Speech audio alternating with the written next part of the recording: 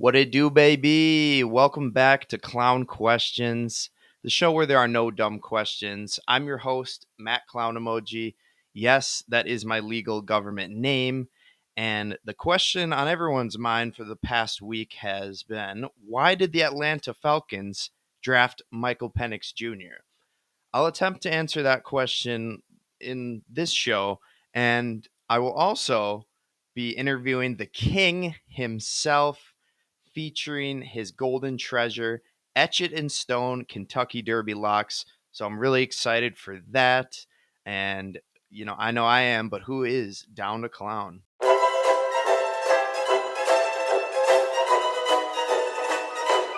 That's a clown question, bro.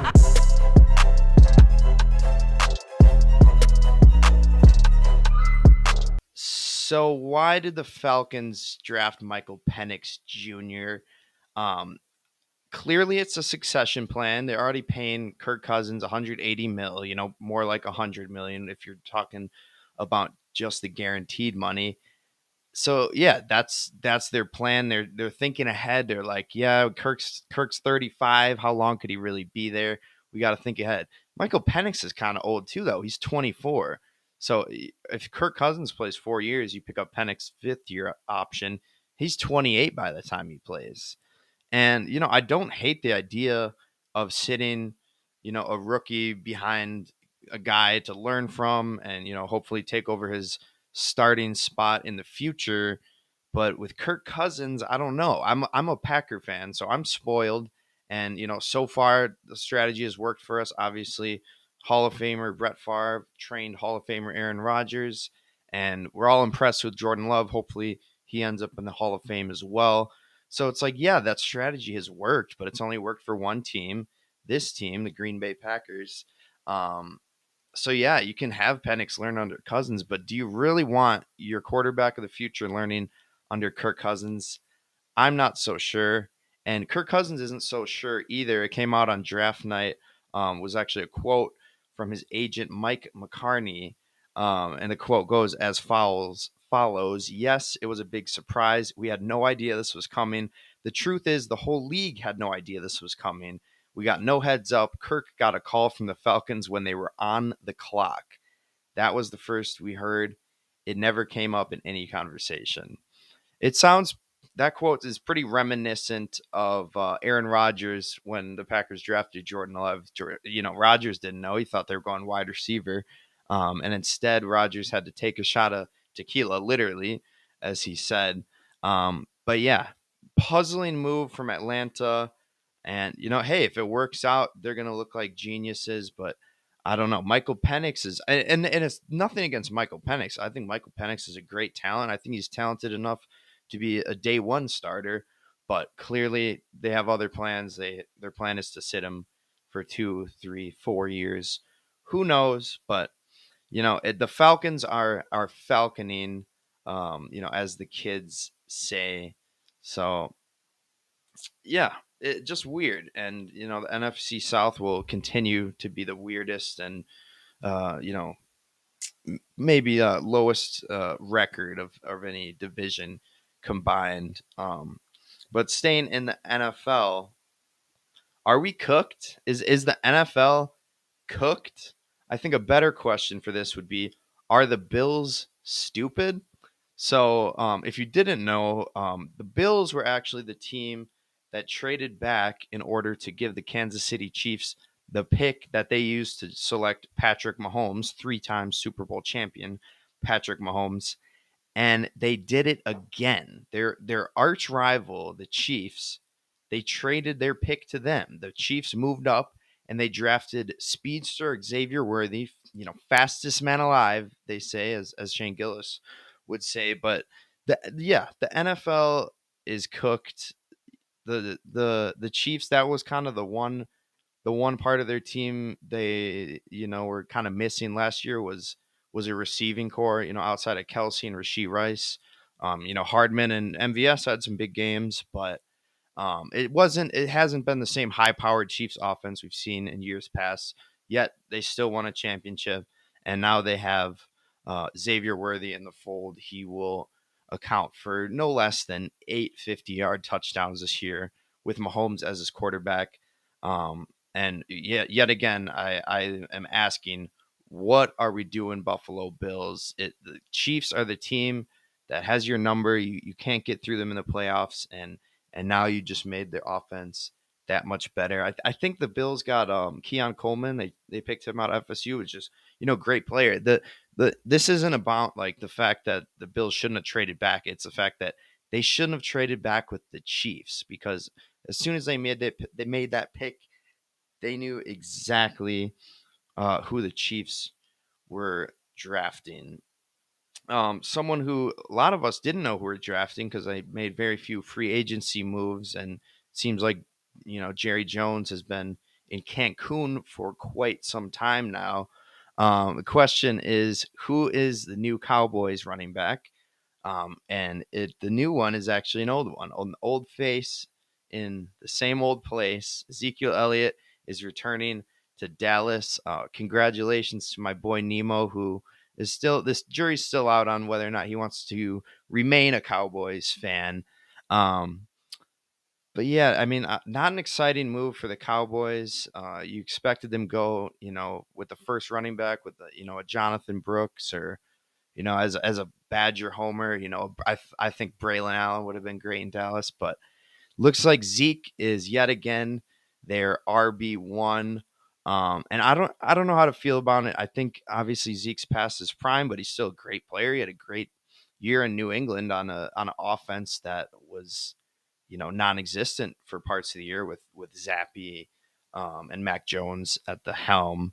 Um, but yeah, I don't know how to feel. I guess I could maybe describe this move in NBA terms. Maybe that'll help me out and how I feel. I suppose the best way to describe Ezekiel Elliott back to the Cowboys in NBA terms would be like James Harden signing with the Sixers after this year. It's like, well, he left the Sixers, let him go for a reason. He didn't fit the team chemistry. Not that Zeke didn't do that, but I don't know. I'm struggling to put in NBA terms. If someone has a better comparison, uh, let me know. But it's get as as any Taylor Swift stan would say, it's giving James Harden back to the 76ers.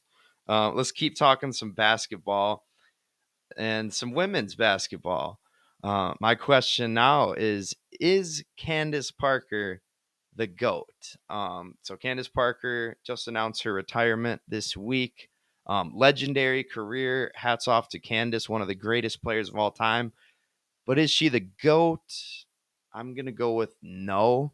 And that's not based on any WNBA knowledge I have, because I have very little WNBA knowledge, but just based on a quick few Google searches, I found that Candace Parker is seventh on JustWomenSports.com and ninth on ESPN in terms of the greatest WNBA players ever. So obviously a legend, first ballot Hall of Famer.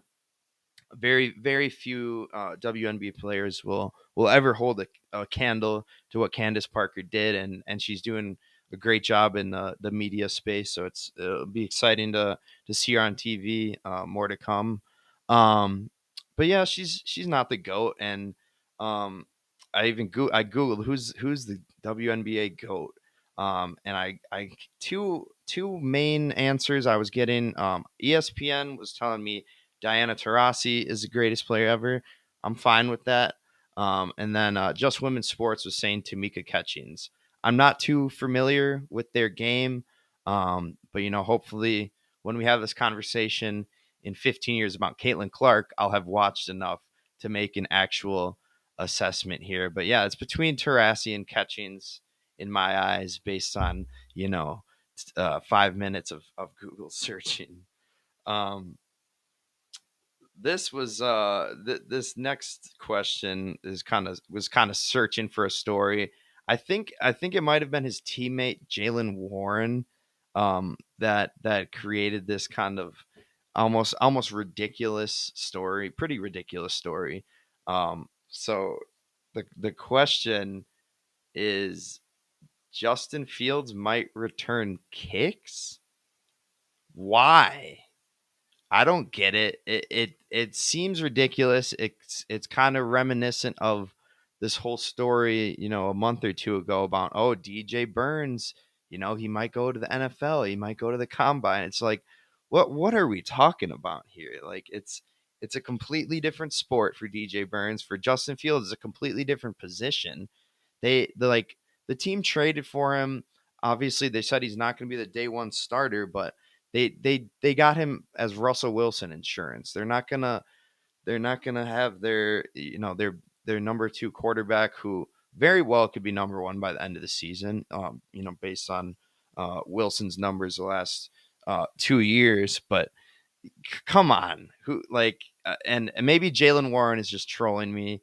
And hats off to you, because I be trolling a lot too, trolling and strolling with Gypsy Dr. Jones.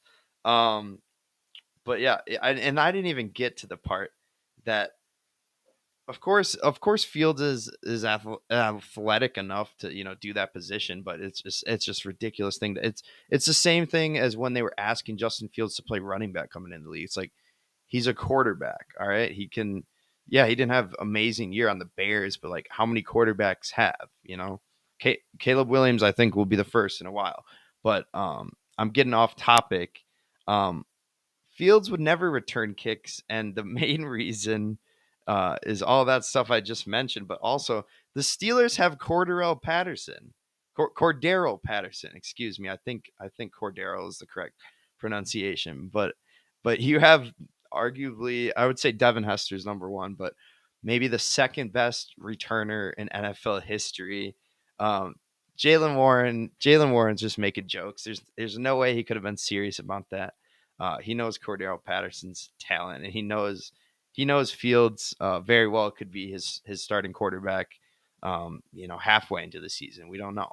We really don't know. But yeah, who knows? Maybe Wilson has that resurgence with Mike Tomlin and the Steelers, who I guess have a more similar approach than the Broncos did to, compared to the Seattle Seahawks, who, were run the ball, tough defense. Steelers have struggled running the ball, but um, Jalen Warren, he's got a lot of upside, and he's got a lot of jokes, because Fields is not returning kicks.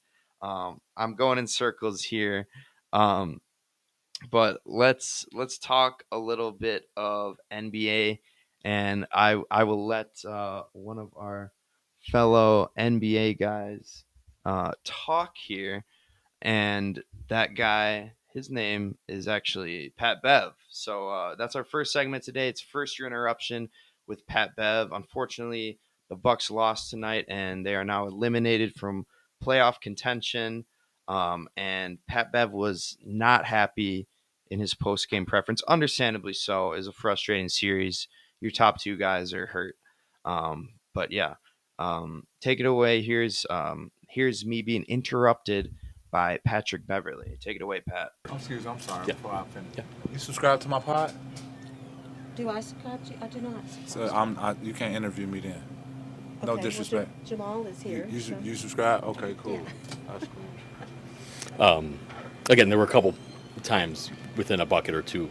In previous games, y'all have been able to kind of get over that hump, or Put that maybe mic on my face, please? Yeah, thank you. was it anything they did in particular, or was it just one of those where the bucket didn't go down, there wasn't the stop, they made one? What kind of prevented that you all from being able to get over, kind of like you have in the past? You move that mic, please, or just get out the circle, please, for me, please, ma'am. If you're not subscribed to my pod, I appreciate it. Thank you. Get out of the circle. If you're not subscribed to the pod, I don't totally blame Pat Bev here. He's upset his season's over. Like I said, it was a tough series. The Bucks, had so much potential, and it just did not go their way. They had a lot of bad breaks.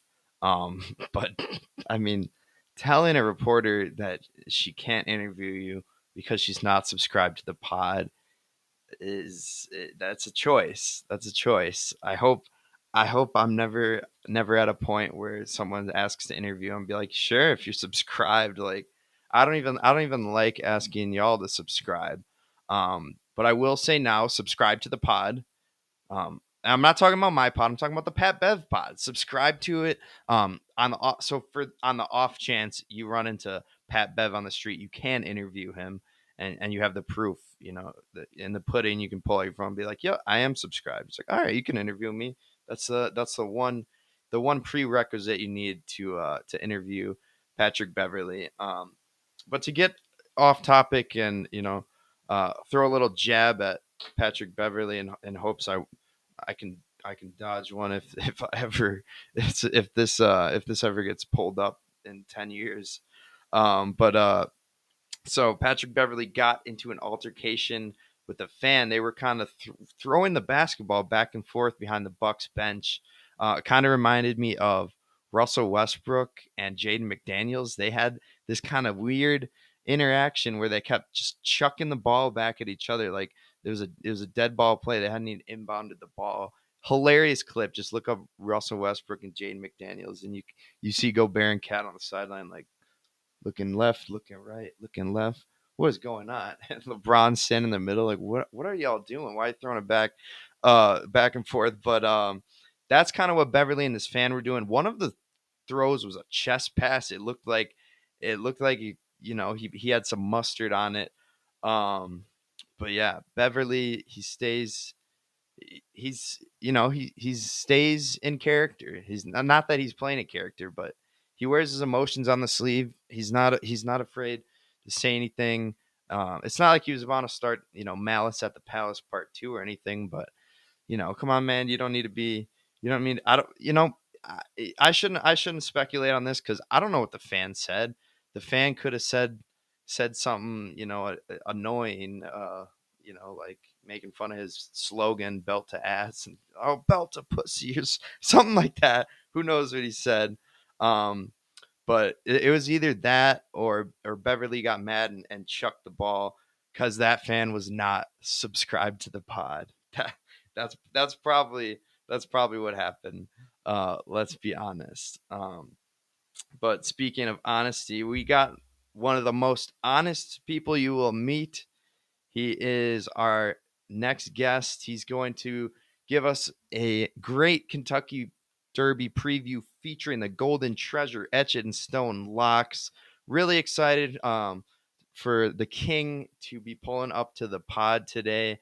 Thank you again for coming on the pod. And I'll shut up here and let you take it away and give some people some wisdom on this year's Kentucky Derby. Now pulling up to the pod is a man who needs no introduction, but he's an expert in horse racing, Texas Hold'em, in addition to many other things. It is the King. King, thank you so much for joining me on the podcast today. No problem. I'm excited to be here. Thank you for having me. Good afternoon, and hope I can give some pearls of wisdom today to your listeners. I know you will. I know you will. But before we get into and I got to hold you, the Texas Hold'em, I don't claim to have any expertise there. I am known as a donator in that game. donator. Oh, you're not winning much. No, I don't do well, but I enjoy the game. Same. Me too. But okay, before we get into some pearls of knowledge from you, I want to start off simple. Why do they call you the King? That goes back a long way, back to the days, the caveman days, before gambling was legal in Wisconsin, before you could bet on sports at a casino or DraftKings or FanDuel, all that stuff. And you'd have to call like-minded individuals who liked action and handle bets. And, I was involved with that kind of stuff. And I remember the name came from there was an arrest of a bookmaker in Milwaukee, and one of the bookmakers that I would use from time to time wanted to give everybody numbers, and it was a George Orwell thing. Remember 1984? I am not a number. I am a human being.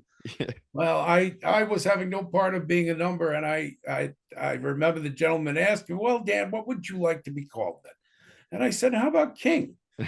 And I just threw it out there. And the next thing I know, I went to the bar with a few of the individuals that liked action and liked gambling. And one guy was dusting off a seat and saying, "Have a seat over here, King." Oh, the king must sit here. We must get the king. And, and it was that kind of baloney for a while. It was kind of good though. I didn't mind it. And, I liked the moniker. Yeah. So many people still call me the king. Okay. Very much in an ironic tone, some ways. But Sure. that's where it came from. Wow. Yeah. I mean, that's honestly kind of impressive. You don't get usually the self-proclaimed nickname doesn't stick, but you've had that for a number of years, obviously. Matt, I always tell people, I got it the old-fashioned way. I gave it to myself, and that's from an old commercial. Okay. I got it the old-fashioned way. I earned it. John Houseman used to say. Well, I got it the old-fashioned way. I gave it to myself. Anyway, let's get on with it, man. I got so Yes. much to tell you. I'm excited. To the main event, we're gonna talk a lot of Kentucky Derby. We'll get into some other sports later, but I want to start with the Derby. And let me start with I think I have this right, but correct me if I'm wrong. You're gonna give us the King's Golden Treasure, etch it in stone locks. Did I get that Etch it right? in granite, etch it in stone, etch it in silver and gold. Locks. You go to your parents, your grandparents, you get all the money you can, you get college funds, and you break the bank, the piggy bank, whatever you got, you beg, borrow, and steal, because I'm going to make you some money Saturday about 5:40 Central Time. All right. Well, that's amazing, and I'm looking forward to getting into it. But to start off, how did you become an expert in horse racing? Horse, that's a good question. I have paid for an education, just like many have gone to college. I have lost over, well, let's say about 100 grand, I guess, in my lifetime learning this game. Um, and that is a truthful thing. You hear me joke around, but I love gambling. I view it as an entertainment. Um, that's over many years, and but I've gotten a lot better at it, and I've had several big hits. I Mhm. will tell you this, and this is why I'm on proclaiming expertise. This is the one race that I'm ahead over the 30 some odd years that I've bet it. I am ahead, and it's because of 5, 6 hits Yeah. that were big. You don't win in this game at a 50% clip. This isn't pick a team, A or B. This is you. If you're right 20% of the time, you are doing fantastic. And so you've got to take stands and take opinions and be positive about it, because when you're right, you want to get paid. Hmm. Um, we're going to talk about prices among other things today. Sure. But knowing how to bet is as important as knowing who to bet on. Sure. Just remember that. That's really important. And this is a very unique race. We'll get into that. And it demands a little different approach. Okay. All right. Okay, so we'll get into the picks. I do have a more lighthearted question for you. Who's got the best name? What horse has the best name? I Oh, there's no question. It's Mystic Dan. Mystic Mystic Dan. Dan. It seems a Oh, little it seems like a yes. little biased, considering your name is Dan. Could be, but we love it anyway. Little mystery. And of course the first name, that's what my mother gave me. Okay. Well, yeah, I kind of like Society Man as a name, and I don't know why, but I'm a big fan of Grand Mo the First. They're like implying there's going to be more to come in the Kentucky Derby in future years, right? I saw that name. I love it, but please do not put a penny on that horse. That horse may run last. 50 And to now 1, you can make a pretty penny. well, if that horse wins, I'm giving the game up. So You'll give it up. please don't let it win. But yes, very, very unique race. First off, these are 3-year-olds, Matt. For people that don't Okay. know about horse racing, you have horses that race at 2, at 3, and at 4 and older. Typically, they don't go much. These kind of horses don't go much past 4 years old. They get to the breeding shed, they get a lot of money, sometimes a lot more money they could make winning races, and so you don't see a lot of them, and that's unfortunate. Years and years back, you had great rivalries among horses. You saw horses run late into their career. I saw the great John Henry. Mary and I saw at Arlington Park win the Million one year, I think at 8 or 7 or 8, but anyway, so this is the year they are progressing, and this is key. What do you mean by that? Well, think of this now. They start at 2, and when you see a horse that's done well at 2, people think, okay, he's going to be the leader of the pack for 3. And that's not necessarily the case. They make their biggest jump from 2 to 3. So I've heard it likened, and I like this analogy, to when you're young and there's like a star athlete who's like a foot taller than everyone, when you're in grade school, because he can make the baskets easier, or he's got the fastball, he's scary on the mound. But you get to high school, and everybody starts getting the same size, and all of a sudden he's not the big, overpowering, scary guy. And there are others. They're making this massive leap. So they start doing these prep races early as 3-year-olds, and it kind of hits the big one for this race. They're all pointing toward it. They're all training and trying to get to where they'll do this race. Sure. Now, the race is unique. They've never run this distance. It's 1.25 miles. They've typically, a lot of them have run 1.125 miles. I'm sorry. Oh, it's just the Kentucky Derby is longer? Or they changed the rules now? No, the Kentucky Derby, they run many races, many distances. There'll be 12 races on the card, did I say? 11 races. And that day, there'll be 12 or 13. There's 2 after the Derby. 14 races that day. But they run sprints at 6 furlongs. They run 5 furlongs. They run 1.5 miles sometimes. That'll be the Belmont. That's very rare. Although this year's Belmont, I believe, is 1.25 miles. That's a whole nother issue we won't get into. But in any case, these horses have never run this far. So they try to build up, the ability to get the distance. You'll hear, people talk about that. But that's one of the things they've never done.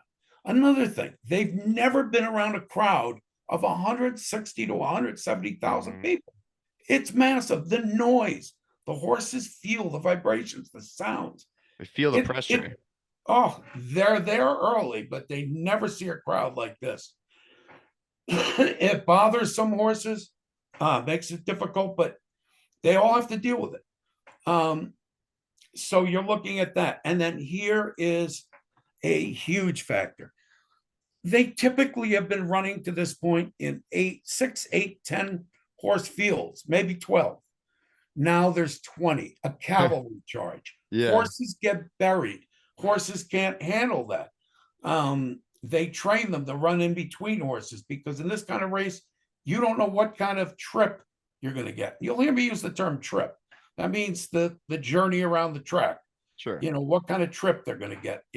Will it be advantageous? Will it be a nightmare trip that can kill horses? My horse last year got squeezed by 2 horses, one from either side at the gate, Japanese horse that I had, and he ran magnificently to finish 6th out of 20 horses. He was almost dead last, second to last out of the gate. It looked like he had no chance. He later confirmed my suspicions about him when at 25 to 1, he ran second to the best horse in training in the Breeders' Cup at the end of the year. But that's another story. I had the exact, it was a great moment for me.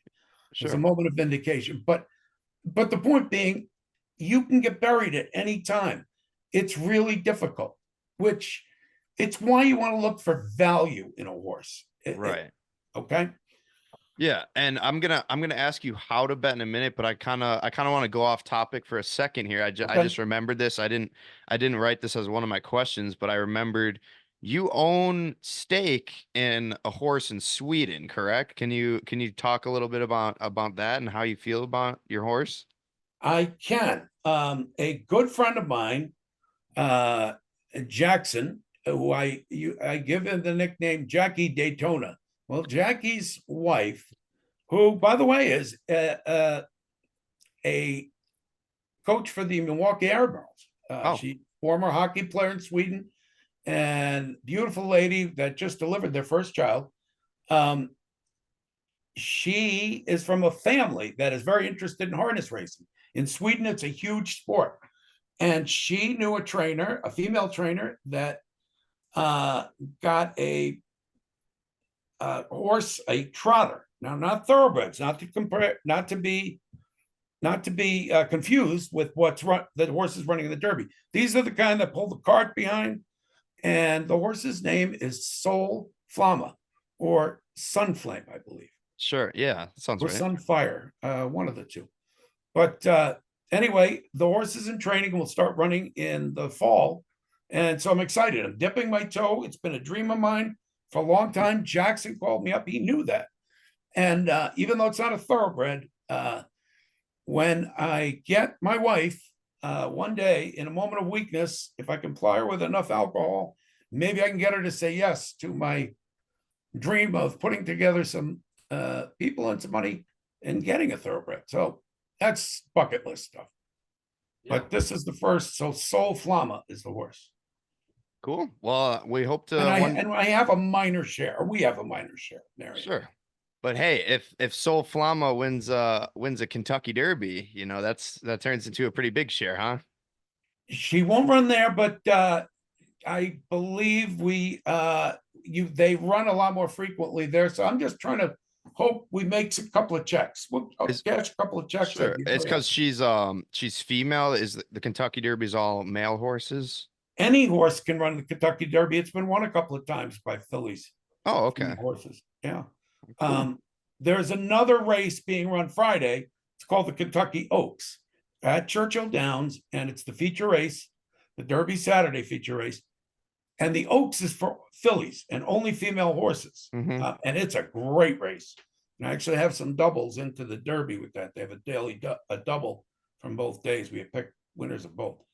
But Okay. It's got like 7 horses that could win. It's going to be a great race. Okay. Well, we want the etch it in stone picks, but before that, you mentioned it's not so much about picking the horses, it's about knowing how to bet. So how do you bet this race? It kind of seems like a crapshoot to me. And I'll tell anybody, first of all, first thing is, if you're American and you've got any kind of blood pumping through your veins, this is an American institution. You should have a minimum of $10 or so on this race. Pick a name, pick a color. Yeah. If you do it that way, I'm here to guide you in a different, more scientific direction. I hope. Scientific. But every American should be behind this. It's the greatest 2 minutes in sports, bar none. Bar none. I don't care if it's a tie game, LeBron and against Steph Curry. Curry or whoever, or don't care. This is or football in the final minute. It's the Kentucky Derby and it's great. Sure. Well, I'm gonna have to place some dough down for sure. Who do you like? And yeah, I guess how do you recommend people attack this from a gambling perspective? Well, let me start first. The other day, you and I were speaking, and I'm gonna talk about some numbers. They're called buyer speed figure numbers, and it's a way of comparing horses, like what they ran. Don't get caught up in them a lot, but they're important to kind of see where a horse is, why they're favored. Last year, as a 2-year-old, a horse called Fierceness. He's running in the 17 post, which has never won, 0 for 42. There have been a lot more Derby races, but sometimes they didn't have 17 entrants. Fierceness was the 2-year-old champion. He put up a buyer number of 105. As a 2-year-old in the final race, the big race in the Breeders' Cup for the 2-year-old, and he was crowned 2-year-old champion. Wow. Fierceness, that 105 is still the highest number any of these horses that are in this race have gotten to this 90s. A Japanese horse is the only one that's done triple digits. He did a 101. It was in Dubai and it was hard to judge. So he's a little suspect with that number. But that was as a 2-year-old. In his last race, Fierceness did a 110. blew the competition away. Mm. There's a point to be made. In both those races, he had very easy leads. The competition in the first one was very good, and he blew them away. In the second one, he took the lead and just destroyed the field. But he was running on an easy, uncontested lead, which is the most advantageous way of running for a front runner like he is. And I don't think he's going to get that in this race. There are not many, there are about 5 speed horses in this race. Okay. 3 of them absolutely need the lead. One is on the inside, the number 1 horse. Right. That horse, if he does not get out and get up near the lead, he will be buried by a wall of horses. When you're in that slot, you can typically overcome. It's the best position to go around because you're saving the most ground. Right. You're on the rail, right? Mm-hmm. But when you've got horses pinning you in, yeah, you're buried. And here you've got 19 outside of you, and they want to get to that first point on the turn where you are. So don't bet on Dornoch. Dornoch. And Dornoch was one of the favorites for this going into the end of last year. Mm-hmm. He's kind of faded, and I don't like him, but I have him in some propositions that I'll tell you. I'll explain later. Okay. He will be going forward. So you've got one speed horse that has to go. He's got to. His jockey's going to be gunning him out of the gate. Mm-hmm. When you and I talked the other day, I said, that horse Fierceness was at 3-1, and then he dropped to 5-2. And I said, he'll win. You know, I think he wins about at least 1 out of 3 of these races if they're run. He is that good. But at that number, I would play him to get 2.5 times my money back.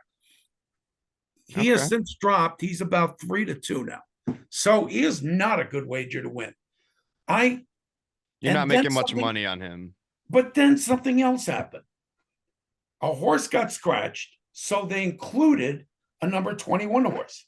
Now, for some of your listeners that are remembering, an 80-1 named Rich Strike got into the race 2 years ago and won this race. He was in the 20 hole.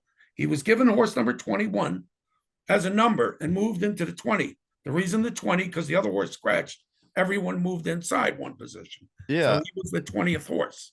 Okay, yeah. He, however, was a closer. Didn't bother him being out. He went right to the rail and got the most miracle trip. Everyone else up front went in a lightning, frenetic pace, which I predicted. And it led to chaos. And I did not have that horse when I was talking or when I wrote a write-up, which I'll do tomorrow. I always do for this race. And I did not go back and include him. All the others were closers. That's besides the book. My bad on me, but just not a smart, just really sloppy on my part. I will tell you this: the horse now then that moved into that 20 spot is a lightning speed horse. He has to go. He runs Epic fast. Man. He's the same thing. Just think about this now. If you Are have you talking about Society Man? No, he's outside of that. Society Man was the outside horse. Now this one is actually, I think, unless another horse scratches, he'll become the outside. But the key thing is that he's in the 20. The horse Fierceness is in the 17. Fierceness had the perfect position because he guns out early, but he could see where the speed horses were. Sure. Not go lightning quick. He could duck in. He'd have enough. He'd be among the first 2 or 3 and sit outside them or sit behind them. And he has a great jockey. He's a great judge of pace. He had the perfect spot. But now somebody's gunning for that spot outside him. Yeah. So he's got to go to a degree. He can't just go out and kind of pick his spots. He's got to he can't let that horse beat him to his spot. Mm-hmm. So now he's compromised in a bit. He has a great cruising speed, meaning he can do this early. The other horses, they hustle him out. They got to move him. This horse can do it easily. He's got a really good cruising. Sure. Speed. He should get in a decent position, I would think otherwise, but he may be compromised. Okay. I have included him in a number of my plays, but I'm looking for value. I'm looking. I can't bet a horse like that. I'm going to give you a long shot that I like, that I'm going to be betting $20 across the board on. My budget is 300. I'm going to put $208 in today. I'm going to show you the place. Okay. The other ones are going to get into superfectas and some really crazy kind of stuff where I don't want to confuse people. We'll stick to win, play, show, one horse, a long shot. Sure. A horse that I absolutely, he'll be the second favorite, of maybe the third favorite. I saw he went up to 6-1, which actually isn't bad value, but a horse that's going to be there. I told you about the pace issues with Fierceness. You know, if he handles them the way he's been doing, he runs the race he did last time, none of them are touching it. But that's not a given. He's had 2 races where horses have looked him in the eyeballs and he has failed. One, I think he ran second. The other, he ran a very dull third, and it wasn't a good group of horses. He likes to bully boy, get to the top, and then he'll strut himself. Bully ball. Yeah, this horse is, and he's been trained. Todd Pletcher's a great trainer, but there is going to be a fast pace. How fast is key? If it is, we had 2 years ago was ridiculous. 8 horses, fastest Derby in 140 years or whatever. And they just, it's like they never read a racing form. They were speed horses, but they just all gunned to the lead, set it up for rich. I mean, the race basically came back, everybody dead in the stretch, and you got chaos, and all the closers were there. Oh. This is going to have some pace, it looks like now. Looks like 4 horses and Fierceness are going to be going out for the lead. They'll set a decent pace. I'm not going to get into numbers with you. Your listeners are not going to know it, but they'll give the closers a chance. This horse that I think is in a normal, if he got a good post draw, I think would be a really solid win contender. But he didn't. He got the number 2 post. Now think in your head, 20 horses. He doesn't have early speed. He's going to have a wall of horses coming over on him. We're talking about Sierra Leone. Sierra Leone. I'm sorry. I should have brought up his name. No worries. Sierra Leone is a closer, and he has looked brilliant doing it in a couple of races. He has been getting better, and he flies by horses. But in those races, the horses were strung out. So he never had to go more than 2, sometimes 3 wide briefly, but not on the turns. Here he's got to pass. He's going to have to pass at least 15 horses. Sure. There'll be other closers back by him. And he's got to get out of the rail. He could get buried there. Right. He may come up the rail. I've seen Calvin Burrell did it one year with a horse. It's difficult. Rich Strike did it. That was a miracle trip. Things just opened up. Horses that were in his way were like magically getting out of the way. Not for him. They just happened to be openings, and he just picked them. Okay. I like this horse to hit the board. That means finish first, second, or third. And you're going to see a trifecta play that people that know me know I like to play. I'm going to include him in the second and third spots, not to win, with 2 other horses that I like, and with some other things. You'll see. Sure. All right. So, I didn't want to cut you off. He's going to have difficulty, but it's going to set up for him. It's just, he's got a lot to do to get up there. And will he get there? Second, I'm hoping second, third. Okay. So next, go ahead. I'm sorry. So like you said, I guess it probably depends on whether you're a speed horse right out of the gate or if you're a closer, but what is the ideal post position in your mind? The ideal is you never want the 1 spot. It's getting better. The starting gate used to be where if you ran, it's a long run to get to the first turn. And it used to be that you'd run into the rail because it was way back. And so the 1 horse had to come out, or he had to kind of stop in a way. Now they've moved it where it's out. But even then, the 1 has a terrible thing because you're faced with a decision. Do I go or do I not go?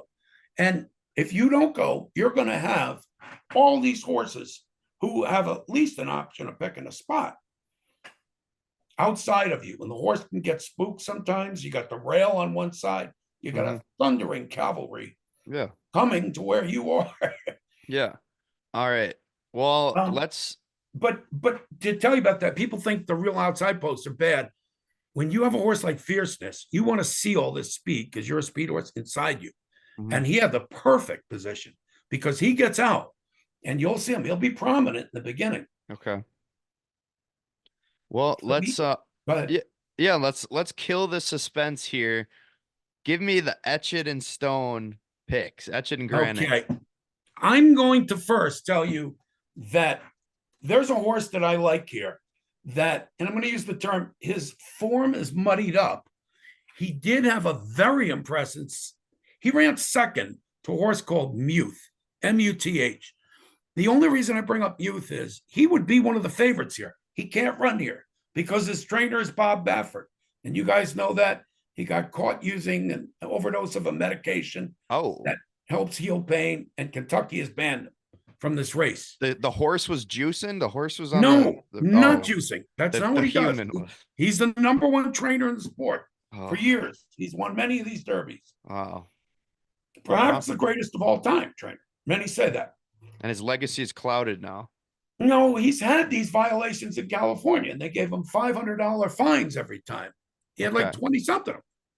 It's a medication that helps heal the horse. Many Okay. trainers have gotten these. Kentucky it's no joke there. And to do it in the biggest race of the year, his test came back. His urine test, I believe, came back with not an overdose. This is not a performance enhancing, but it Yeah. masks pain, helps him train and get through pain, etc. Okay. And I don't know how I'd be lying if I told you how much over it went. But a lot of his horses have died. He cranks his horses up. He's very good at getting them ready. Yeah. And that horse, I believe, died later, Medina Spirit. Oh. And I'm not sure if it was related to this.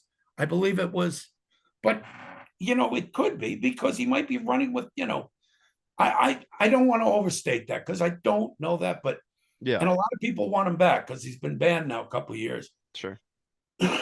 But We got an alarm going off. I'm on a podcast.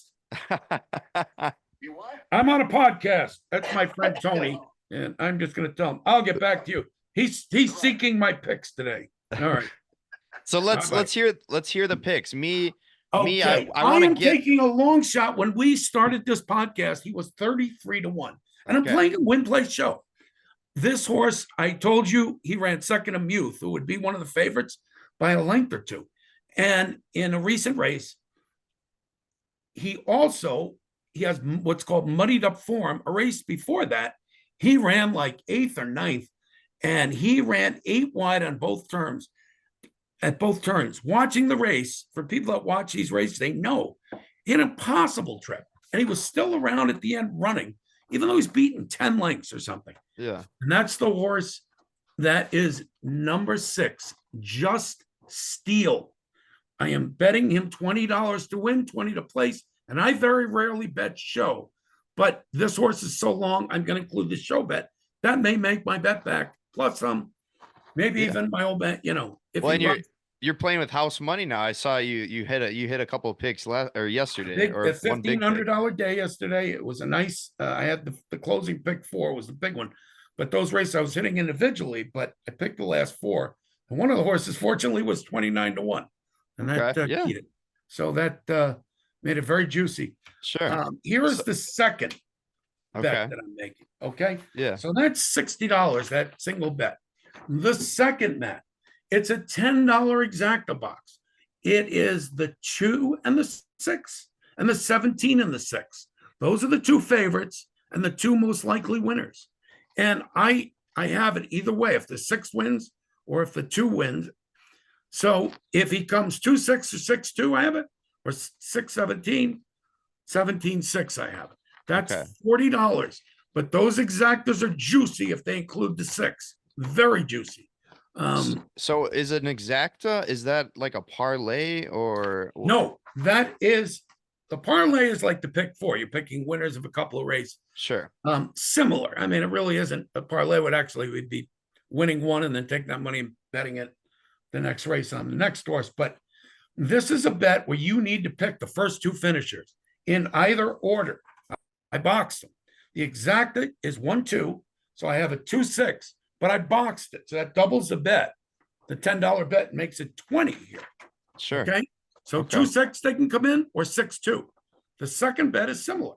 It's the 6 with fierceness, the 17. Yeah. It can come in 6-17 or 17-6. That's $40 total for those two bets. That puts me at $100. Okay. In those bets, I need the 6 to run first or second minimally. Sure. Okay. So, but me, I want to get rich quick. I got It- you. I as thought about you. Yeah, I got want to my get rich magical quick, bet. and Just Steal. He's he could do that, but do I have a shot on any of the 50-1 guys? You do. I do. Do. And Who, this and is for you, the Matt. guy? And this is for all my players out there, except I will tell you, the ones that tell me to call and put it on my account, I won't do that anymore. And hopefully the ones that listen to this, because I almost had that rich strike. I had that. My wife would have divorced me because we would have had over $100,000 in earnings on the trifecta. Oh, It paid 7,500, and I had bets in the similar vein, without including Rich Strike, maybe 15 of them that followed my picks. They would have paid 7,500 times 15, whatever that was. That's over 100 grand. We would have taken the tax hit. We would have gotten the, yeah, and we would have had to report that kind of hit, of so course, yeah.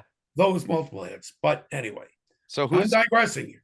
who's the 50-1 guy? I can't. You said I can't bet There's a on couple here. Granbo the first. You'll see them, and I can go through it later. I don't have it on my screen here. I got my past performances. And I want to tell you, I haven't hit for anybody since Justify won. And Justify is the father of two of the horses in this race, the sire. He is the sire of the two horses. One of them, I said to you, Just Steal. And I had that exacta and a couple other things. And it was a really nice day. But actually, Busha was with me and Chuck, your Uncle Chuck, on that day. That's the last time I hit. That's probably 6 years ago. But I've been damn close. And here's the pick that I'm giving out and telling everyone. And it's a fun play. You've got so many opportunities. And you just need one of the bombs to hit. And this thing could pay. I'm playing against that 2 and that's 17 to win. But I also have them included in the win. Look at the bet. I am including about 15 horses to win. Wait, move the paper back. We can't see it. Okay. I think it starts. Those are the posting positions? Yes. Move it up. Just put it in front of your face so everyone can see it. Okay. All right. That's the $50 or 50 cents? That's a 50-cent trifecta. No. But it's going to cost $40. You're going to get 80 bets out of this. Now, this is every year I give out bets. Last year, just following this, I'm saying you're taking all these sources, including the two favorites too. But who you need to run second and third is the most important. The 2, I believe, is going to be there. And I was going to just put it the 2 and the 6, but I included the 17 because if that horse runs second and third and you've got a bomb up there, I don't want anybody feeling bad. Okay. So those horses can win also, but let's say the 17, the favorite, Fierceness wins. The 2 and the 6 would have to come second and third. Okay. You want to bomb the win, and then either the 2, 6, or 17 comes second, and then you'd also need the 2 or the 6 or the 17 third, and you would have a 50-cent trifecta. And the payouts on these are well worth it. If you get this is the get rich quick. You'll get paid. And Yeah. if the 6 is in there, second or third, especially second, you're going to make out and you're going to get something very, very nice. Easily $1,000, maybe a lot more. Yeah. Okay. On a 50-cent bet. Sure. Now remember, it's cost 40, but you're in essence getting 80 50-cent bets. Wow. Okay. I like that. That might be where I go. That's where I'm steering everybody, but you have to get to the Indian Casino down in Menominee. What is it? Yeah, I got to go to Potawatomi over in Milwaukee, something like that. Okay, so I hate to cut you off. I know you could talk about the Derby for a while, but like we got a lot of other stuff that I want to talk to you about. I've been going on. There was one more bet I had. That was with the 617, or I'm sorry, the 217 Okay. with a number of horses. And I'll leave that there so people can look back on it with just Yeah. about the entire field third. That's $48. That puts me at 208. Okay. My budget is 300, so I've got some other stuff, but that's all going to be superfectas and multi-race wagers. I don't want to confuse them. Okay. I wanted to ask you about basketball. Yes. And but before we can do that, but any last thoughts on the Derby? Anything to tie a bow on? Um, I think it's wonderful. You should watch the coverage. There are great stories with just about every horse. NBC does a tremendous job. The race will be on all day on a different channel. I think it's FSN one at one of the channels. The coverage starts probably like 3:30. Okay. Race goes off about 5:40 Central Time, and it ends. The coverage ends at 6. Yep. But the stories are neat leading up to it. Really, where Yeah. these people came from, who owns them. Yeah. It's amazing. Yeah. That's all. PSA: do not call the king on the day of the race and start asking for advice. Yes, right? you can call me. Friends know they can call me, but they know the rule. Not an hour in. When there's an hour to go till the race, I do not want phone calls. 2 hours before, it's okay. 2 hours is okay, especially with family. Sure. Julie and Angela are exempt. They get to call anytime. But all others, hey, please, they know the rule. But sure. Yeah. That's it. Absolutely. Right. Well, I'm excited for the Derby. Excited to place a 50-cent trifecta so I can get rich quick. But real quick, we'll get into NBA. But like I said, I don't know much about NHL. My buddy Poker Perry came on and kind of, got the ball rolling for me. Learned a little bit. I just want to ask you one question about the NHL. How did you become a Toronto Maple Leafs fan? Very simple. When I was watching sports growing up, I was 6 and 7. I saw the Packers win the championship game with my uncles and my dad one time. I was 6, and they won the Super Bowl. I saw the championship game against Dallas. I saw the Super Bowl and remembered it. Saw the next year the Ice Bowl on a black and white TV and the Super Bowl win over Oakland. I was a Packer fan at like 6 and 7. I would go to the library and take out every book on the Packers. I knew so much about them before I was 10. I read Jerry Kramer's book, like co-written with Dick Shepp. Wait, are you saying you were a Packer fan when you lived in New York? Absolutely. Oh. And Packer fans that know me, that have grown up around here near the Green Bay area, are amazed on the history. I drive on streets where I know the guy's name, guys from the 40s and 50s. I just really love them. I also love the St. Louis Cardinals, right, and baseball. But what's the connection between the Packers and Leafs? And what? The Leafs, the Maple Leafs. Now to the Leafs. They were on top. That's the last time they won the cup too. Oh, okay. Okay, I understand. And the St. Louis Cardinals won the World Series. I saw Bob Gibson, and he became my hero. He didn't win at 68. I was heartbroken, but then I watched them win over the years and love that team in baseball. The Brewers have taken over. All of Wisconsin was pretty broken up when they beat us in the World Series. It's the rain game. John Denny, yeah. But I'm glad to see the Cardinals in last place. Not to shit talk you too much, but no. And Matt, I have become a Brewer fan. I mean, I love them. I was at Game 7 against the Dodgers a couple of years ago, about 15 rows back, not even. Had company tickets right on the aisle, and I've grown to love them. But I got to ask you something. Today, I want to check you out. You should know this now, being a Brewer fan. How many of the starting lineup can you name? Who, me? Yeah, you. Starters. All right, let's Hang go. on 1 second. I had it on my phone, except. Is this today's starting lineup? How about we go with yesterday's? Okay. If you can go over 5, I'll be impressed. Rhys Hoskins. Hang William on. Contreras. No, you can't go yet. Hang on, because I don't know them. And I'm shocked because they're off to such a great start. Yeah. Are you reading from anything? What?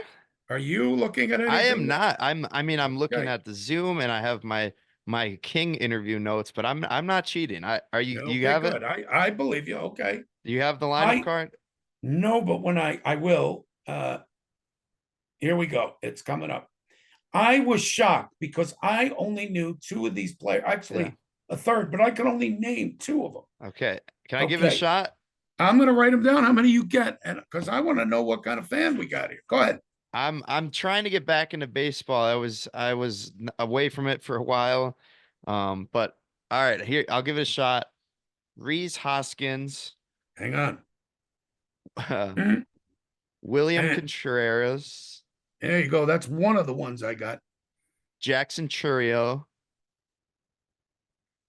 He's not in the lineup, but he plays. I've seen him. He's the big hot prospect. Christian I'll give Yelich. you half a point there. Go ahead. Christian Yelich. He's hurt right now. I'll give you another half there. That's two. You should know that. Who was pitching? Not Freddie Peralta. Not a pitch. You don't have to give me the picture. That's all right. Shoot. How many am I at? 4? I've given you. All right. We'll say 3. Ooh. Yelich is hurt. That's kind of an in between. Joey Weimer.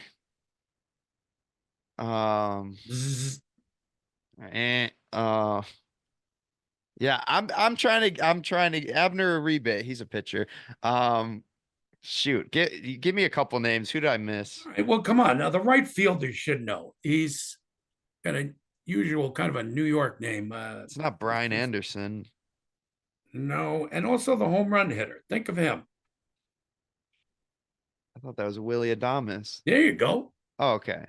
So I got Willie, William, Reese, Yelich kind of counts. Weimer's not really. Churio plays a lot. I don't know. I'm trying to get more into it. Here's the other one I got. Sal Frelick. Frelick. Oh my goodness. I got him in Contreras. Oh my goodness. Adames. I can't believe I missed that one. Now this is last night. So I don't know how often this guy plays, but Black. I don't even know his first name. Tyler Black just got called up. His first 2 at bats, he got 2 hits. Did he really? Okay, yes. So he was replacing someone. So maybe that one. Yes. Bowers, you should have known.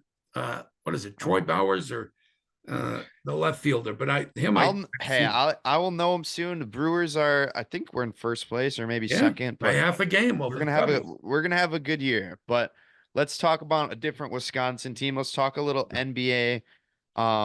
First of all, who do you like to win the title in the NBA? I still, until somebody proves they can handle Jokic and deal with that guy, he is a joy to watch. I'm utterly amazed by him. Till somebody steps up and beats him, I can't tell you anybody who's going to beat him. Yeah. However, I have been talking to some insiders. Okay. NBA insider Luke Maurer tells me that Minnesota, of all teams, is the one team that he thinks can knock off Denver. Yep. I believe they play in the next round. I'm not positive. Yes, they do. It's going to be a great matchup between Rudy Gobert, a multiple defensive player of the year, versus the best player in the league. I like to work these NBA rooms and get some, little tidbits and everything, some other things that came out of it. I ply Luke with a couple of cocktails and he'll tell you some things that I'm sure part of his insider knowledge. But he says Indiana, regardless, he felt the Bucks were going to take them apart before Dame. But he said this team is going to get beat. Their defense is woeful, not worthy of an NBA playoff contender. And whether the Bucks can handle them, probably not now with the injuries. But the next round, look for them to go out quick. What else was he telling me? Let's see. Some other insiders as I worked the room. Sure. Dylan Watska, who a lot of the people in the know count as a high source of valuable information. He's the Adam Schefter of Milwaukee. Yeah. You call Dylan, you get that. You know what's going on. He's telling us that Joel Embiid may be headed to New York sooner or later. And now yes, does that sound ironic? He's been booed, hissed at by they hate him. Crowd. He has a home in New York. The whole city hates him. He has confided. This source is impeccable that he would love to live there. I don't know if I believe that after seeing him grab a guy's legs, and it wasn't a foul. I was just on the ground trying to get. I don't know if you saw that play, but I did Embiid's see had a that play. couple dirty plays this Well, the series. New York fans, you'll find if they get a guy that can put up 40, 50 in a big spot, block shots, and do some of the things that he can do, very quickly turn to a more friendly relationship. But that's D Watts that gave me that. So D Watts, just a little tidbit to throw there. And something else I heard too on the wire. And Good show. yes, my favorite. But on the wire, what did I hear now? Maybe you can help me.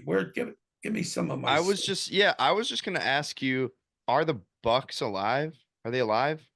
I don't think so. It would be a miracle to win tonight. They've been They putting dominated up last game without their top two guys. It's sad.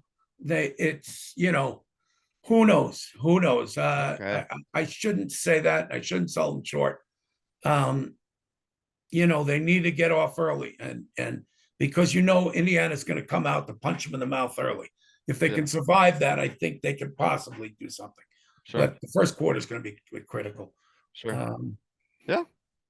Well, hey, who knows? I'll be rooting for the Bucks. After my Lakers are gotten eliminated. But let's talk a few more subjects. But first, would you like to play a game? I think you've seen the podcast before, so I'm hoping you're familiar with Pass or Play, the game. Pass or Play. Give me a little more on it. You got to remember. Some days I remember. Some days I don't. I'm gonna give you a topic, and I'm gonna say Pass or Play. I guess kind of if you agree with the statement, you can say play, or if you think I just made a ludicrous statement, you can pass on it. All right. Okay. Go ahead. All right. First up, Pass or Play. American Pharaoh is the GOAT. The GOAT. Absolutely not. That is so ridiculous. Oh God. And that brings me back. I got to tell you, and Matt, I'm sorry. I gotta expound on this a little bit. First of all, Secretariat is the GOAT. Yes. Okay. And Flightline is a close second. If Flightline had run as many races as Secretariat did. Pharaoh got a triple crown though, right? Pharaoh did get a triple crown. So did Secretariat, setting track records in all three races. Secretariat. Here is a picture of Secretariat winning the Belmont. I had this. You got it on hand. Wow. Yeah, that's him. Is the Belmont the third lengths. race or? That's the Belmont, the third race. That's the triple crown win. Okay. Not just a phenomenal, as the announcer said, running like a giant machine. Biggest margin of victory ever, right? In a triple crown race, yes. I mean, It was 31 and a half lengths of that football field. Okay. Well, I love it. I totally believe you. It's got to be Secretariat. I just wanted to see if I could catch you in I got to tell you, it was recency bias. No, Matt, and it's okay. Flightline was a great horse too. But it didn't run all that much. But his speed was as equally up to Secretariat. So that was a few years ago. Now, I heard something similar to that. You saw how that gets me out of my chair. I was sitting in an NBA meeting with, again, some guys with a lot of expertise. Yep. And Nico Richland, yep, NBA insider, jumped up and was talking about Ant Edwards, Anthony Edwards. He proclaimed him Jordan-like, and I leaped out of my chair. Now, this one I'll go back on because they might be related. We don't know. Well, I put on my professor, my graduation cap with my gown. I got my pointer, and I gave him a history lesson on Jordan, or at least like, how dare you? Where do you, and the fierceness and the competitive, how he was an assassin. He chopped teams' heads off. I killed them. Yeah. But then I saw some highlights, and I saw a replay of the recent game. This guy did look like Jordan in many moments. He's got the same play style. He does. And here's what I love about him, like Jordan too, man. He takes over when it's needed, but he also plays a team game. Yeah. we're still waiting for that game winner, but he's only 22 years old. It'll come soon. I'm telling you, the guy, I take what Nico says Yeah. seriously. He's got some good insight, and I have to go back next time and tell him sorry for my rude behavior. All right. He's used to it. We could get into some rude behavior on this next question. We're still, oh no, my camera turned off. Ah. That's unfortunate. Oh, darn it. We can I'm savvy with this stuff. We can make it work. I'm Okay. recording again, and we'll get okay. So a little technical difficulty here, but we're gonna persevere. Pass or play. We're still playing. The Okay. Chicago Bears will make the playoffs this year. They will not. I'm going to play. They will not. You're gonna pass.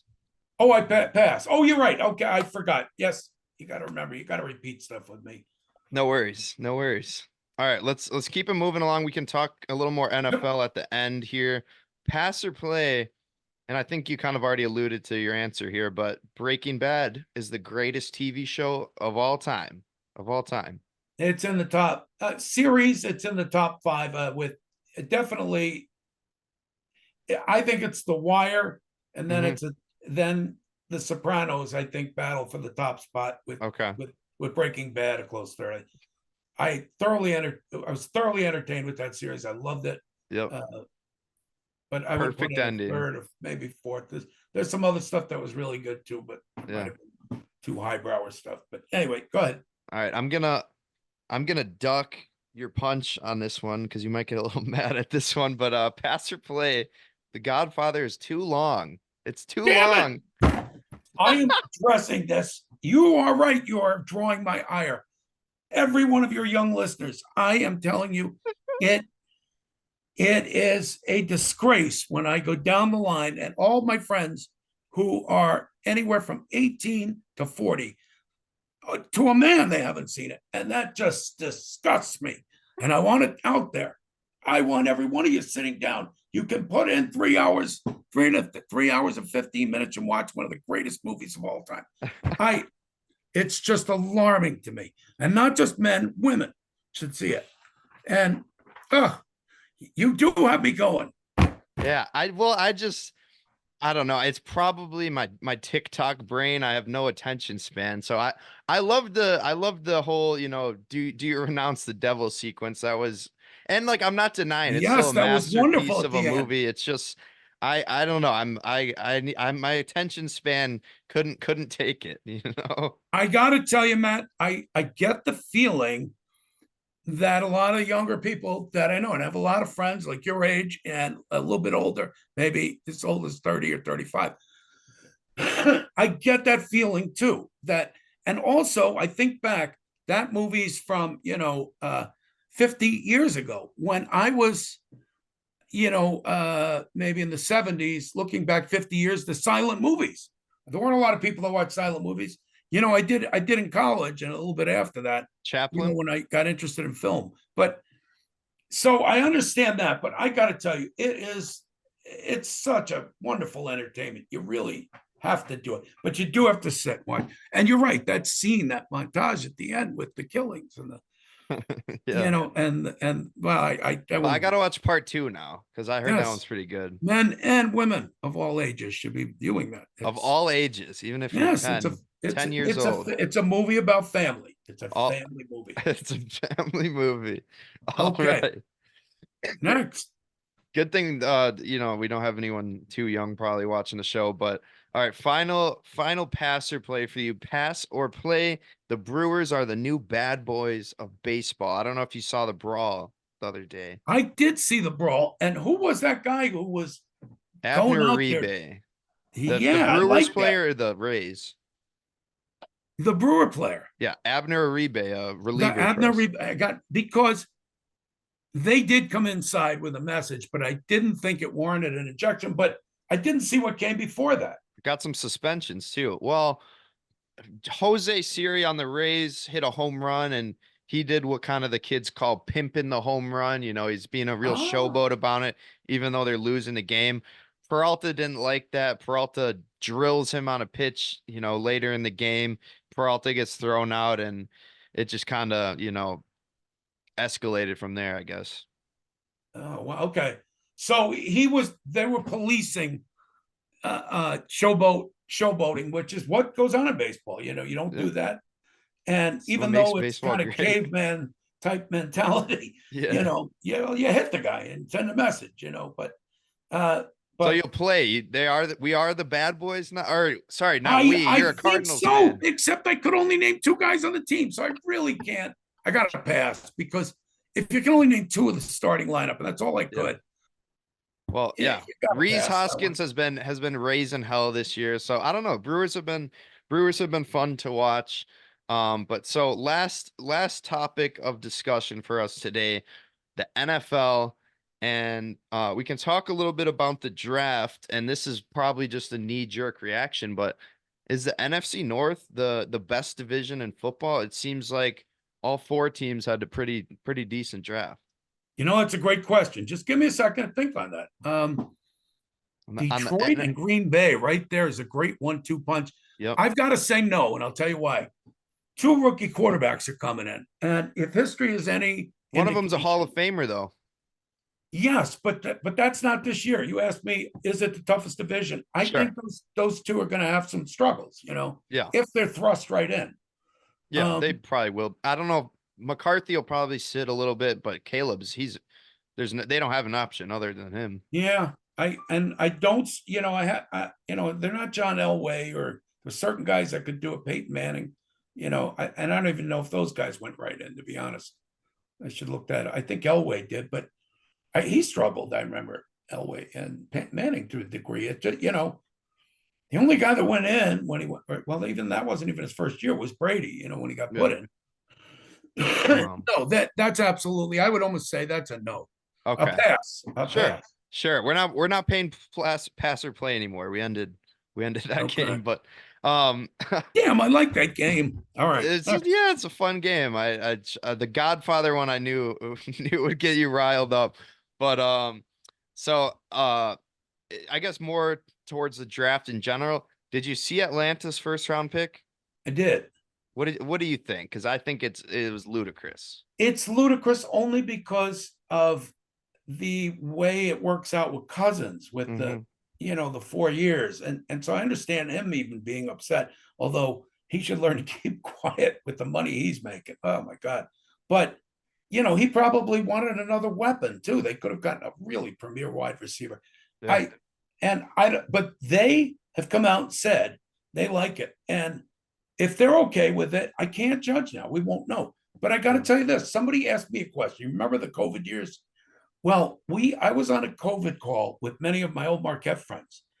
And one of them asked me the question, knowing I was a Packer fan. These guys are all around the country, different areas. Did you like the Jordan Love pick? He asked. And I thought, and I said, yes, because quarterback's the most important position. I swear to God, if you talk to these guys, they vouch for me. And I thought, and when they did it, I was kind of like, and I knew we were close to winning the Super Bowl. That pick came up. Its quarterback is so big. I can't just knock them. I can't just say no. Yeah. And the same situation just about years ago, I said yes. I don't. Yeah. I like the pick. So, that was kind of my thought process on why I didn't like the Michael Penix pick, because it's like you're trying to do the Aaron Rodgers thing, you're trying to do the Jordan Love. Oh, you sit behind a good quarterback and he learns, but it's like, do you really want your quarterback of the future learning from Kirk Cousins? I'm not so sure. There are a lot worse guys to learn from than Kirk Cousins. True. He really is good in so many different situations. Late in games, sometimes he's folded up, but he's also won a lot of games. He is a the new nightmare, and you can also learn from his mistakes too. I mean, and I'll tell you, just watching a guy like that, process and everything, it's invaluable. And if you got a good one, I think he's a good one. Yeah. I don't say great, but good. I don't knock the pick, is what I'm telling you. I don't knock it if they're happy with it. And who knows what happens to him in 2 years, or if he gets hurt. I mean, he's old. Yeah. So I withhold judgment on that. What does that mean? Pass? We're not playing that anymore. Oh yes, I knew that. I knew that. I I usually knew do that. 5 topics. I should have Ah, been more clear about that. no, it's But me. My wife tells me I don't listen, and she's right. sure. I don't hear Yeah. correctly. So I guess we can wrap up in a little bit here. I only really have one more question, but anything else about the draft or the NFC Central as you I'm so looking forward to the football season, Jordan. We have been blessed here. We're lucky. yes. I mean, We're spoiled. Sundays are wonderful. I don't care what anyone says about Rodgers. He made Sundays wonderful for 15 years, and before him, Favre. And I mean, I've been through drought years, and now this guy's going to take us through the next. And it's just wonderful. So that's Yeah. great. I do have one final thing. When I gave you those picks, I tell everybody, I like to have fun with it. I think I'm pretty good on some of this stuff, but I'm giving you a bomb. Don't go crazy. That Okay. one bet that I showed you, the $40 bet, is a fun bet, and it gives you a chance to root on a bunch of different horses. You're never really out of it. Yeah.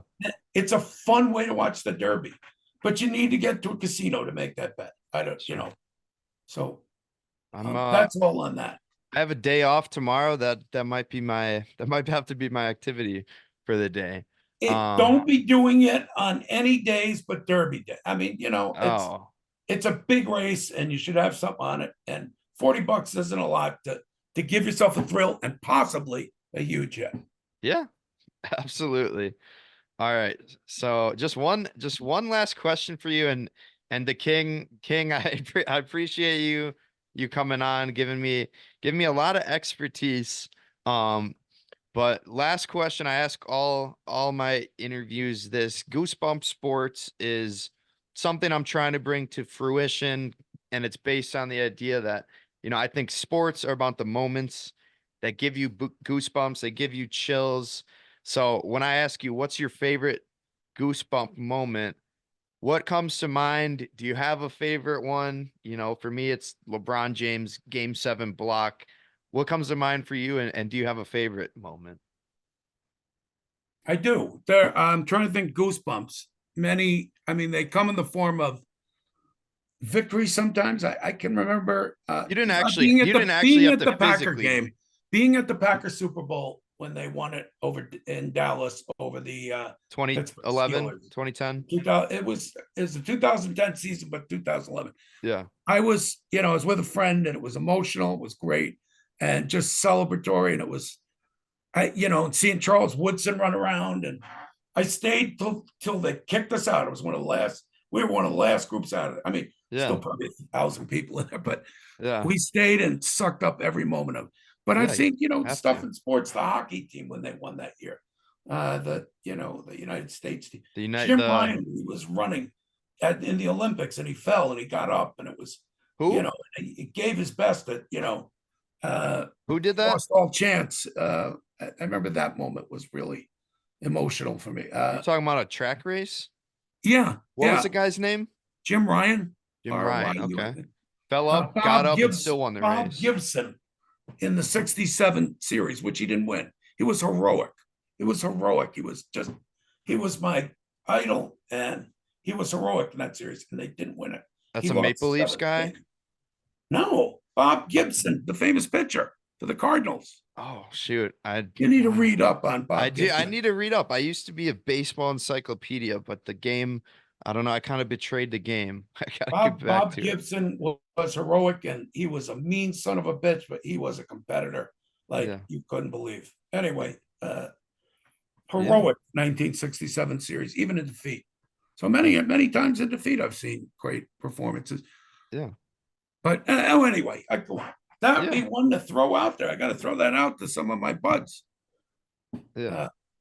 But Matt, thank you. This is really fun for me. I'm retired, and feel free to call me anytime. Although your listeners are probably going to say, if I ever see that guy, I'm cutting you off. No, I think it'll be quite the opposite. I think they're going to say, when's the next time the King is coming on? I think that's what they'll say. Oh, that's nice of you to say, but I really thoroughly enjoyed this. I feel like I'm not nervous or anything. This is great. Yeah, it's just wonderful. We're just having a conversation. But yeah, I guess we'll call it there. The King, thank you again for coming on. I think we all appreciate it, and I think whoever you make rich on Saturday is really gonna appreciate it after the Derby. If not, don't give out my address. And like I tell you all the time, you'll hear about everyone. I'm the biggest bragger. You'll hear about every one of my wins. When I'm silent, you know it's not going good. All right. Okay, well, you know the 1 hour rule too. Yep, I know it. I know the rule. Well, Mhm. let's hope you're not silent. Let's hope you're loud and boisterous Saturday. And yeah, have a great day. Have a great Derby. You We'll- too, Matt. You take we'll care. Thank you, talk man. soon. All right. Yeah, Kirk out. thanks. All right, Kirk out. Thank you again to the King for pulling up to the pod. The pearls of wisdom that we all gained were awesome. And yeah, in the future we'll have to have the King on for another pod because he's got plenty of stories, and we didn't get into this on the pod, but he said he's met Boomer, and I think he said Max McGee and Paul Horning, some Packers legends. He's got a lot of stories, and I'm sure he could go on for a while about that. So maybe at a later date we'll do that if we don't have some horse racing to talk about. But let's get to everybody's favorite moment of the week, which is of course the Goosebump moments of the week. And today we are starting it off at number 10 with Victor Caratini's walk-off home run for the Astros. Trailing the Guardians 9-8 in the bottom of the 10th. Caratini will pinch hit for Jake Myers here with Mauricio Dubon on third and 2 outs in the bottom of the 10th. Go ball. That ball hit pretty well to right, and there's a walk-off with 2 outs. Victor Caratini, the star of the game. The Astros, who have struck the extra innings, walk it off 10-9. Number 9, Mitch Garver, walk-off homer for the Mariners. Down 1-0. He kind of represents the winning run. High drive left field. We've got a Mariners win.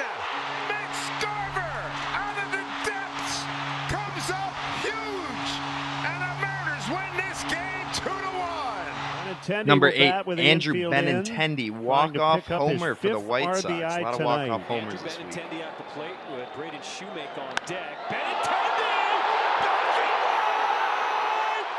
Get out! Let's go! The White Sox walk it off in the 10th. And for the first time all season, the Sox have won 2 in a row. Say it with me. Say it proud for all the haters. Southside, stand up. Number 7, Tyrese Maxey. Why are you shooting it from the logo? Maxey fires. He's got it. Tie game. Bro, what? 1 to play. 41 for Maxey. 3 seconds left. Brunson, 2 seconds. Brunson at the horn. It's blocked. Overtime at the Garden. Number 6, Wyatt Johnston scores the OT winner for the Dallas Stars. He's in a shot. He scores! Wyatt Johnston is the hero. He wins it in overtime. Number 5, look away poker Perry, Elias Lindholm, OT winner for the Canucks. Sorry. Elias Lindholm, 62 seconds into overtime, and the Canucks have done it.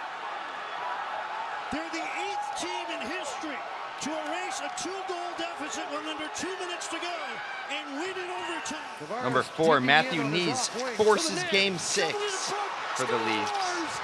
Matthew Knies Nice. has won it, and the Leafs will take it back to Game 6 in Toronto. Number 3, Chris Money Middleton. Middleton got to look for 3. Got it! Oh my! Miracle in Indianapolis. Middleton drains it to knot it at 101. Cash money. Middleton on an ultimate cash out ball. Number 2, Tyrese Halliburton, game winner in the same game. Float game for the win. And 1. Tyrese. The terror. Difference of 2 seconds. Number 1, Jamal Murray ends the series against my Lakers. Overtime. Jokic a screen. Murray to try to break the tie. No timeout by the Lakers. Lakers. They got to go. James, a bump, a feed, a Prince shot. No! Zero's on the clock. The Nuggets advance. They have won. And the defense of their championship title is alive and well. Jamal Murray again breaks my heart. Not that I ever thought the Lakers were going to win that series, but man, we were up in every game. And now I'm doing the thing that all the fans did last year. They're like, this is the closest 4-game sweep in history. It's like, dude, we lost the series 4-1. Granted, yeah, we were in every game, but a 20-point lead doesn't mean shit if you can't stop Jamal Murray from hitting not one but 2-game winners. Murray, man, he I don't know if he gets the pub. I don't know if he's a top 10 player in the league, but if he's not, he certainly is a top 5 clutch time player. It's not just these two in the Lakers series. This is what he does. He hits game winners for a living. That's why the Nuggets are such a good team. It's not all on Nikola Jokic's shoulders. So yeah, to finish off the show, I wanted to give my game 6 picks.